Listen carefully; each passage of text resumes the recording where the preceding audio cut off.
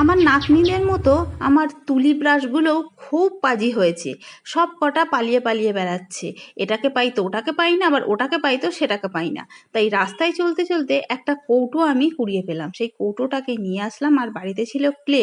সেই ক্লেটাকে নারকেল দড়ির মতো পাকিয়ে ওই কৌটোটাকে বেঁধে দিলাম, না হলে কৌটোটাও যদি আবার পালিয়ে যায়। আর এইটাকে কিন্তু আমি আঠা দিয়ে বেঁধেছি, দুটো সাইড বেঁধে মাঝখানে করে দিয়েছি ফুল।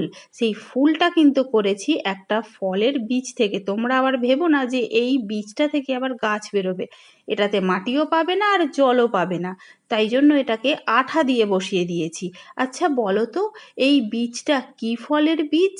তোমরা যতজন বলতে পারবে এইটা কি ফলের বীজ, আমি কিন্তু সবাইকার নাম আমার নেক্সট ভিডিওতে অবশ্যই নেব। চলো এবার দেখি আমার তুলি ব্রাশদের ওদের ঘরটা পছন্দ হলো না পছন্দ হলো না।